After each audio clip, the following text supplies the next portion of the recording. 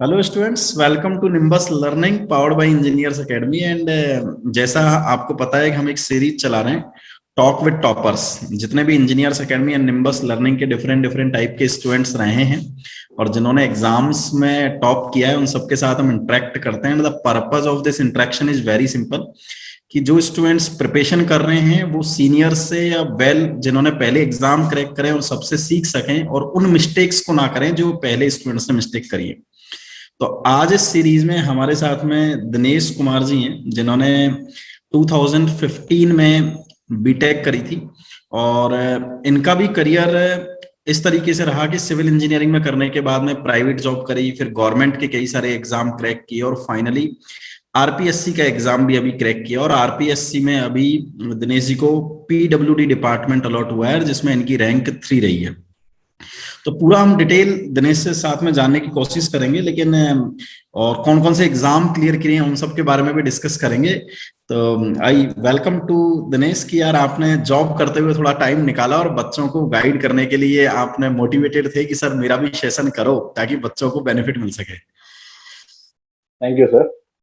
तो थोड़ा सा आप आपकी बीटेक के बाद का जो करियर है, क्योंकि आप बच्चों के लिए इंस्पिरेशनल इसलिए भी बहुत ज्यादा है सर कि आपने प्राइवेट सेक्टर में भी जॉब करी है। और बहुत सारे बच्चों के ये एक्सक्यूजेज आते हैं कि प्राइवेट सेक्टर में जॉब कर रहे हैं तो सर हम पढ़ाई कैसे करें, या फिर प्राइवेट सेक्टर के साथ में पढ़ाई करते टाइम हमें टाइम नहीं मिलता, या कई बार हमारे साथ में ऐसे फाइनेंशियल क्राइसिस होते हैं कि हम प्राइवेट सेक्टर में जॉब कर रहे होते हैं तो फिर हम कैसे चीजों को मैनेज करें। तो ऐसे उस टाइप के स्पेशली स्टूडेंट्स जो प्राइवेट सेक्टर में जॉब कर रहे हैं और लेकिन उनकी इच्छा है कि हम गवर्नमेंट सेक्टर के एग्जाम को क्रैक करें, तो आप उन सब स्टूडेंट्स के लिए बड़े ही आइडल हैं और आपने बहुत सारे एग्जाम निकाले हैं। तो मैं चाहूंगा कि आपकी अचीवमेंट और आपके एग्जाम के बारे में आप अपनी जुबानी बच्चों को बताएं और थोड़ा सा ब्रीफ करें ताकि और बच्चों को मैक्सिमम आइडिया लग सके sir. Thank you sir for inviting me firstly. और उसके बाद से जैसे मैंने आपने बताया 2015 में एनआईटी सूरत से बीटेक किया। उसके बाद से मैंने प्राइवेट जॉब ज्वाइन किया, एक प्राइवेट कंसल्टेंसी ज्वाइन की, और जिसका जो प्रोजेक्ट था वो था राजस्थान गवर्नमेंट के इरिगेशन डिपार्टमेंट का okay. Extension innovation modernisation of IGNP canals. तो उस जब 2 साल उस प्रोजेक्ट पे काम किया तो मैंने कुछ चीजें रियलाइज की कि आप हम गवर्नमेंट जो इंजीनियर से असिस्टेंट इंजीनियर हो, चाहे एग्जीक्यूटिव इंजीनियर हो, चाहे सुपरिटेंडिंग इंजीनियर हो, उनसे क्लोजली वर्क कर रहे थे उनके साथ। तो मैंने एक चीज जो मैंने नोटिस की कि कुछ चीजें ऐसी होती है जो आप गवर्नमेंट जॉब में उस पोस्ट पे रहते हुए ही कर सकते हो, वो आप प्राइवेट जॉब से नहीं कर सकते। जैसे आपके पास कितना ही नॉलेज है, आप अच्छा करना चाहते हैं सोसाइटी के लिए, या फिर आपके पास उस टाइप का नॉलेज है, तो वो प्राइवेट में मेरे ख्याल से इतना यूटिलाइज नहीं हो पाएगा जितना आप गवर्नमेंट जॉब करते हैं यूटिलाइज करते हो। मैंने उनको देखा कि एक डिसीजन मेकिंग पावर्स होती है, वो गवर्नमेंट जो पोस्ट पे आप वर्क कर रहे हैं उसमें ज्यादा यूटिलाइज हो पाती है। आपकी लीडरशिप क्वालिटी हुई, आपका जो बेसिक नॉलेज है, जो आपने जिंदगी में 27-28 साल आप फार्मर्स को देखा है आपने, या फिर पब्लिक को देखा है, रोड्स को देखा है, बिल्डिंग्स को देखा है, या कैनाल्स की जर्जर हालत को देखा है, तो वो आप एक प्राइवेट में रहते हुए आप नहीं सर्व कर सकते। क्योंकि प्राइवेट जॉब का मेन मकसद होता है, किसी भी प्राइवेट कंपनी में काम करोगे उनका मेन मकसद होता है प्रॉफिट कमाना, और गवर्नमेंट जॉब का जो मेन मकसद होता है वो सर्व करना। आप किसी न किसी रूप से चाहे आप छोटी से छोटी गवर्नमेंट जॉब कर रहे हो या बड़ी से बड़ी गवर्नमेंट जॉब कर रहे हो, आप डायरेक्टली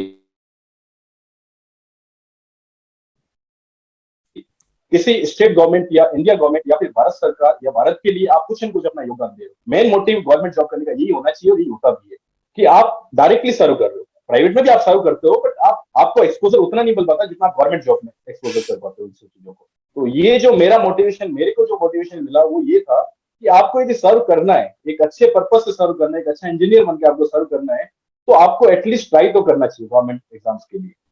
करेक्ट। और मैंने कंटिन्यूसली स्टडी जारी रखी, और ये मेरा एक फाइनल टारगेट था 2018 में जब वैकेंसी आई कि मेरे को आरपीएससी यही क्रैक करना है।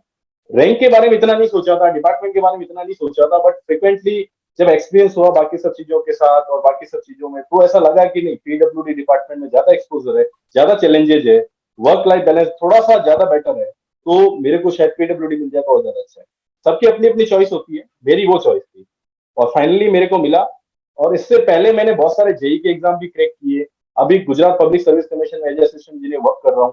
तो दीज वर स्टेयर्स, लेकिन रूफ थी वो थी आरपीसी आई।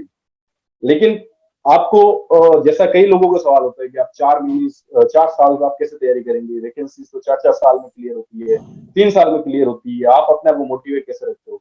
तो कुछ चीजें क्या होती है, हमें सर्वाइव भी तो करना है जिंदगी में, तैयारी के साथ साथ सर्वाइव भी तो करना है, तो आपको different different type of paper भी देने पड़ेंगे, डिफरेंट जॉब्स भी आपको देखनी पड़ेगी, और आपको उनसे कुछ इनको सीखने को मिलेगा।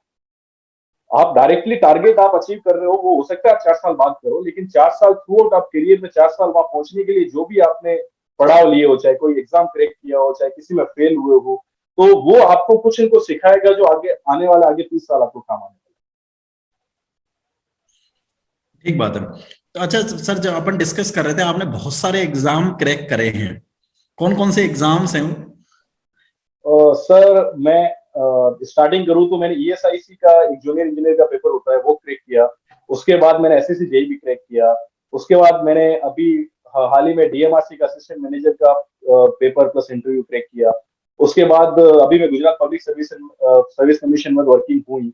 उससे पहले मैंने डीएफसीसीएल का एग्जीक्यूटिव एग्जाम भी क्रैक किया। बट मेरा एक टारगेट था, उस टारगेट को अचीव करने के लिए ये सब भी जरूरी था, क्योंकि सीधा मैं आरके से यही देता या फिर मैं अपना एक ही गोल फिक्स रखता तो इतने कंपटीशन में आपको कोई श्योरिटी नहीं है कि आप सिलेक्ट हो ही पाओ। इसलिए ये सब भी सर्वाइव करने के लिए जरूरी था, और ये एक तरीके से प्रिपरेशन और प्रैक्टिस थी आपके जो मेन टारगेट है उसके लिए। और हालांकि मैं अभी नहीं, गुजरात कई पब्लिक बार सर्विस में कई वर्क बार कर रहा हूँ। स्टूडेंट्स के दिमाग में आता है कि एक एग्जाम जब चल रहा है, एक एग्जाम क्रैक हो गया तो बच्चे थोड़े से ये हो जाता है, ठीक है अब एक एग्जाम निकल गया। तो आपको ये मोटिवेशन क्यों रहा कि जीपीएससी, आप एई की पोस्ट पर वर्किंग थे और फिर भी चलो आरपीएससी के एग्जाम को क्रैक करते हैं? क्योंकि एक एग्जाम को देने के बाद में स्टूडेंट थोड़ा रिलैक्स हो जाते हैं, लेकिन कंटिन्यूअसली मोटिवेशन रखना कि यार मेरे को वापस होम स्टेट में आना है और यहाँ के आरपीएससी को एईएन के एग्जाम को निकालना है, तो ये मोटिवेशन कैसे बन पाता है? ये सर ऐसा होता है कि आपका एक गोल आपने फिक्स कर लिया कि मेरे को ये गोल तो अचीव करना ही है। आप चाहे 20 लोगों के सामने वो चीज नहीं गा रहे हो, भले ही आप फैमिली को भी नहीं बता रहे हो कि नहीं, क्योंकि एक कहीं ना कहीं ऐसा रहता है कि यार मैं करेक्ट कर पाऊंगा या नहीं कर पाऊंगा, तो ऐसा रहता है। लेकिन आपने गोल फिक्स किया हुआ है कि नहीं, मेरे को गजेटेड पोस्ट लेनी है, मेरे को हाईएस्ट पोस्ट लेनी है जो मैं एग्जाम के थ्रू क्रैक कर सकता हूँ। वो एक मोटिवेशन था मेरे में कि नहीं यार, अभी तक मैं वो अचीव नहीं कर पाया जो मेरे को करना चाहिए, जो मैंने पढ़ाई करी है वो मेरे को नहीं अचीव हो पाया। तो मैं कंटिन्यूअसली उसी में प्रिपेयर कर रहा था कि नहीं, मेरे को एक ऐसी पोस्ट लेनी है जिसके बाद लोग ये कहें कि नहीं, एग्जाम के थ्रू आप नहीं पोस्ट ले सकते हो, इससे ऊपर आप एग्जाम के थ्रू नहीं जा सकते। और राजस्थान की आप जैसे बात करी कि आपने गुजरात छोड़ के राजस्थान आ रहे हो, तो कहीं ना कहीं इमोशनल फैक्टर जो रहता है अपने स्टेट को लेके और पेरेंट्स को लेके कि आपके पेरेंट्स के थोड़ा नजदीक रहेंगे। मेरे फादर भी गवर्नमेंट सर्वेंट है, तो उनकी अभी आगे 8 10 साल राजस्थान में निकालने हैं, तो वो कहीं ना कहीं एक इमोशनल फैक्टर होता है वो, बट वो एक बहुत बड़ा फैक्टर नहीं है। बट आपको मेरा जो मेन फैक्टर वो था कि मेरे को वो पोस्ट अचीव करनी है जो मैं एग्जाम के थ्रू आईएएस कर सकता हूँ। तो तो ये स्टेट मोटिवेशन गवर्नमेंट हमेशा में, मेरे तो साथ था। स्टेट गवर्नमेंट में जब आरपीएससी एईएन आप पीडब्ल्यूडी ज्वाइन कर रहे हैं, तो PWD is one of the best department from student point of view.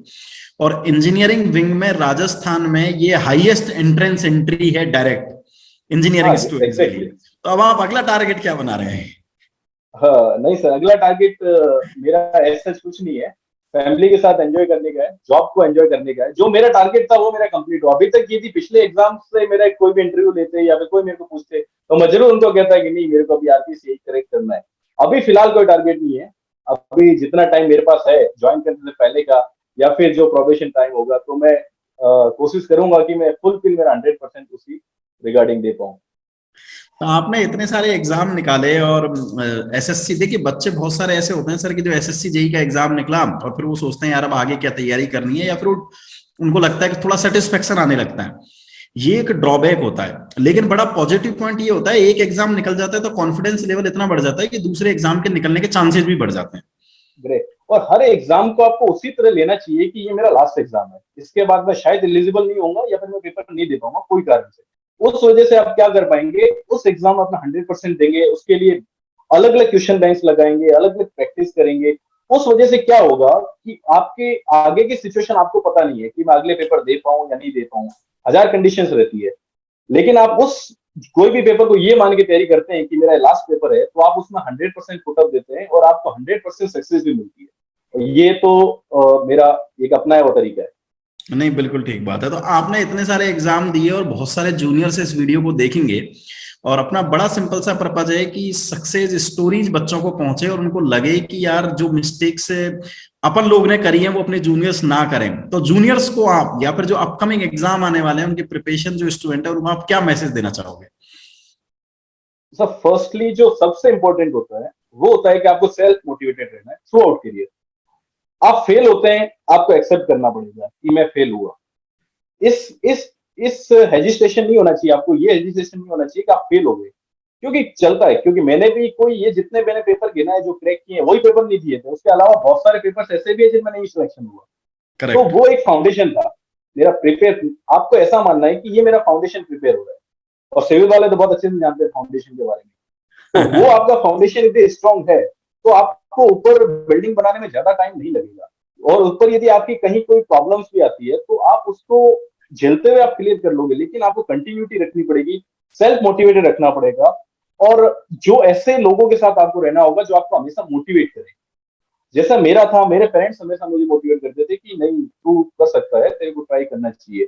मैं मैरिड हूँ अभी, मेरे को 2 साल हो गए। मेरी वाइफ हमेशा मुझे मोटिवेट करती, नहीं नहीं आप कर लोगे, मुझे ऐसा 100% श्योर है। एक आदमी के प्रिपेयर करते हैं तो आदमी के साथ साथ वो एक बिहेवियर में आने लगता है। आप किसी भी सीनियर ऑफिसर्स को देखेंगे या कोई भी सीनियर ब्यूरोक्रेट को देखेंगे, टेक्नोक्रेट को देखेंगे, तो आप वो जब तैयारी कर रहा होगा तो भी उसके हाव भाव में ऐसा लगने लगता है कि नहीं वो ऑफिसर बनेगा, और ऐसा उसको देख के लगता है। तो मेरे ख्याल से सेल्फ मोटिवेशन बहुत बहुत जरूरी है। दूसरा जो मेनली लोग जो गलतियां करते हैं, लोग ऐसा मानते हैं कि मैं सारा सब्जेक्ट पढ़ लेता हूँ उसके बाद मैं क्वेश्चंस लगाऊंगा, प्रैक्टिस करूंगा।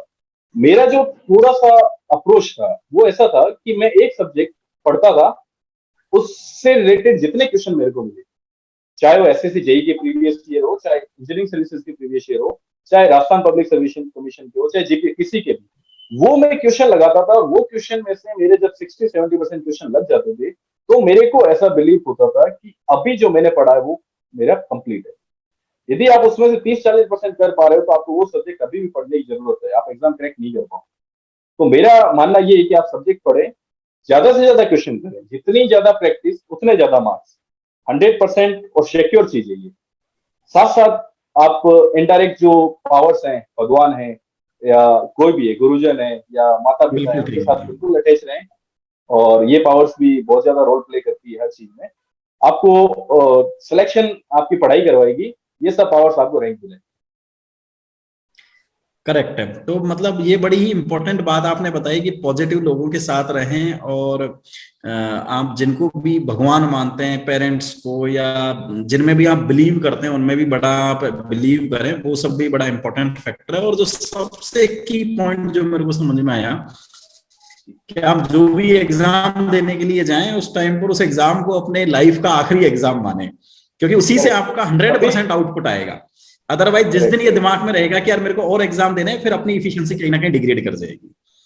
Correct correct. इवन मैंने जॉब करते हुए भी, अभी गुजरात पब्लिक सर्विस कमीशन के पेपर करते हुए, जॉब करते हुए, और राजस्थान का रिजल्ट आने से पहले भी कुछ पेपर्स दिए हैं। जबकि मेरे को ऐसा लग रहा था कि राजस्थान पब्लिक सर्विस कमीशन में इंटरव्यू देने के बाद मेरा हो जाएगा 100। लेकिन अभी की जो कंडीशंस है, बहुत सारे लोग कहते हैं कि सर पेपर आउट हो जाएगा तो क्या करेंगे, मेरा सिलेक्शन नहीं हुआ तो क्या। वो चीज अपन के हाथ में है ही नहीं।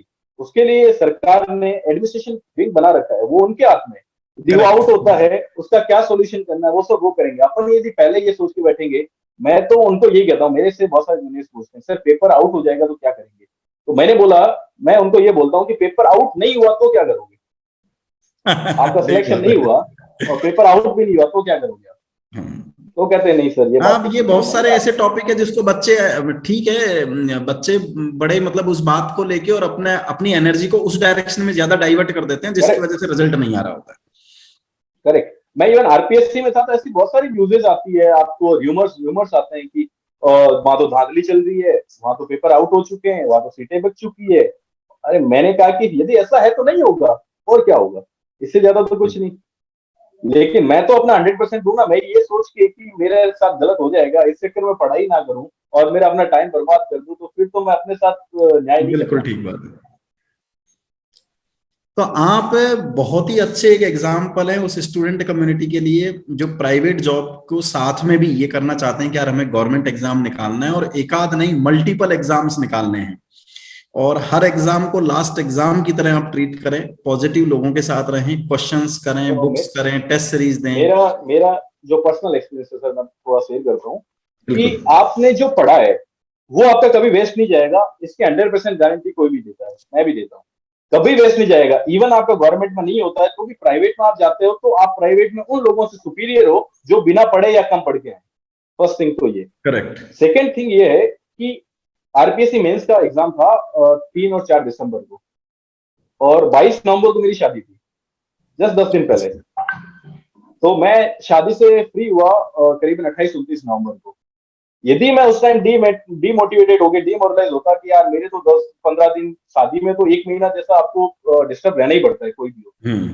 तो यदि मैं ऐसा रहता तो शायद मेंस में नंबर भी नहीं आ पाते। लेकिन आदमी को मोटिवेट ये रहना है कि मैंने पिछले 4 साल पढ़ाई तो करी है ना। अभी 15 दिन में यदि मेरे को, चलो शादी भी नहीं होती, बुखार आ जाता, तबीयत खराब हो जाती, कुछ भी हो सकता है, तो आपको वो 15 दिन मायने नहीं रखते। कई लोगों के एक्सक्यूज होते हैं कि नहीं मैं तो लास्ट में बीमार पड़ गया था, या फिर मेरे 10 दिन तो बर्बाद हो गए उस चीज में, फैमिली प्रॉब्लम्स आ गई। तो आपको थोड़ा डिस्टर्ब होते हैं, बट आपको सेल्फ मोटिवेटेड ये रखना है कि ये टेक्निकल पेपर है। टेक्निकल पेपर आप जो आज पढ़े हो वो आपको 25 साल बाद भी याद रहने वाला है।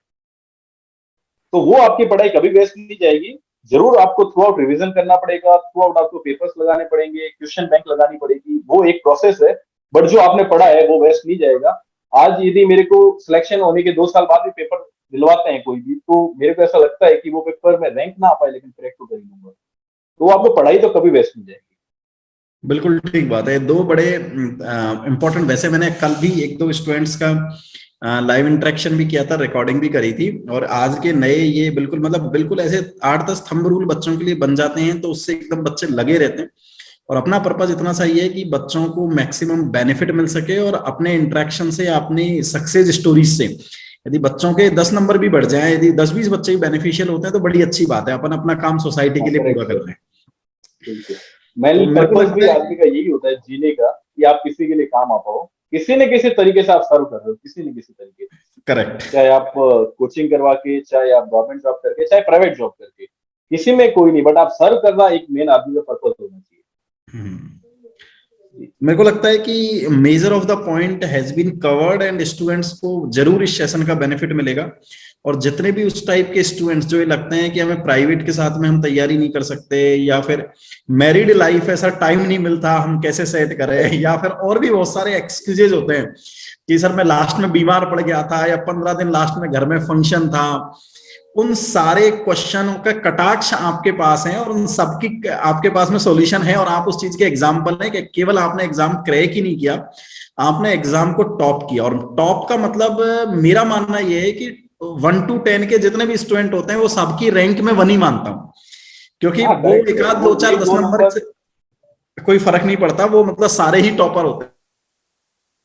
भी one of the best PWD definitely. अब आप जीपीएससी के बाद में अब जयपुर जल्दी राजस्थान में ज्वाइन करने वाले हैं, तो wish you all the best wishes from the team of engineers academy. और आपका थैंक यू। एक्सपीरियंस भी, क्योंकि हमारी ये सीरीज टॉपर्स टॉक प्लस यहां से वहां का सफर, मतलब जब आप इंटरव्यू देते हैं तो टेबल के उस तरफ बैठे रहते हैं, और अब इंटरव्यू देने के बाद में टेबल के इस तरफ करेक्ट आ सर। जाते हैं। तो इस सीरीज में करेक्ट। भी आपका बड़ा आपने बड़ा रोल अदा किया, और आप उसके भी एग्जाम्पल हैं कि वहां से यहां तक का सफर आपने तय किया, और बहुत ही अच्छा लगा आपने टाइम निकाला नहीं, स्टूडेंट्स के करेक्ट लिए सर। कभी नॉलेज। और भी यदि ऐसा रहता है, कभी टाइम मिलता है तो जरूर मेरे को हमेशा ऐसा मोटिवेशन रहता है कि मैं किसी की हेल्प करूं, चाहे किसी भी माध्यम से हो। कल ही मेरे पास 2-3 लड़के आए थे जो जेई का पेपर देने वाले हैं कि सर कैसे पढ़ाई करें, क्या करना चाहिए। तो मेरा हमेशा ऐसा रहता है कि मैं किसी न किसी रूप से लोगों की हेल्प करते रहो। आपको जरूरी नहीं आप फाइनेंशियल हेल्प करो, आप किसी का माइंड सेट बना सकते हो, किसी को बिहेवियर नॉलेज सिखा सकते हो, किसी का टारगेट करेक्ट। सेट करवा सकते हो। ये भी एक अपने आप में हेल्प है लोगों की। और बहुत सारे लोगों का करियर चेंज होते हुए देखा है मैंने। आप और वो हमेशा हर ज्यादा किसी से सीख इंपॉर्टेंट सकते हेल्प है, फाइनेंशियल से ज्यादा इंपॉर्टेंट हेल्प है। हो। जी, करेक्ट।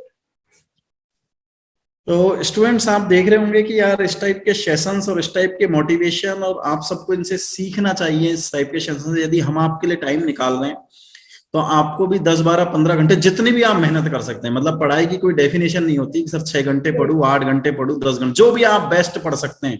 आपको लगता है आपकी इफिशियंसी 6 घंटे तो 6 घंटे पढ़ें, 15 घंटे तो 15 घंटे पढ़ें, और आप आप एकदम ये बेहतरीन टारगेट तरीके रखें, से। मेरा ये मानना है कि आप ये टारगेट रखें कि आप अपने आप को 10 साल बाद आप किस जगह पे देखना चाहते हैं। यदि 10 साल बाद आपको लगता है कि मैं उस जगह पे हूं, तो आपका ड्रीम सक्सेसफुल है। और आपको कहीं ना कहीं लगता है नहीं यार 10 साल बाद तो मैं वहां आऊंगा, लेकिन मैं ये कर सकता हूं, तो आप अभी ना अभी आपको और ज्यादा तैयारी की जरूरत है और आप कर सकते हैं। मेरा हमेशा से ये मानना है। ठीक बात है। जी चलिए, तो wish you all the best wishes from the entire team of engineers academy and Nimbus learning. Dinesh ji, आप आए, बहुत अच्छा लगा। फ्यूचर एंडेवर्स के लिए हमारी सबकी तरफ से बहुत बहुत बधाई, एंड उन सभी स्टूडेंट्स जो इस आने वाले एग्जाम्स की प्रिपरेशन कर रहे हैं, उन सबके लिए all the best from the entire team of engineers academy and Nimbus learning. आप तैयारी करें, और यदि आपके कोई क्वेरीज हैं तो आप इस वीडियो के कमेंट में डाल दें, ताकि नेक्स्ट और इंटरेक्शंस में हम आपके उन क्वेश्चंस को भी सॉल्व कर सकें, ताकि आपको सबको इन सब का बेनिफिट मिल करेक्ट सके। सर।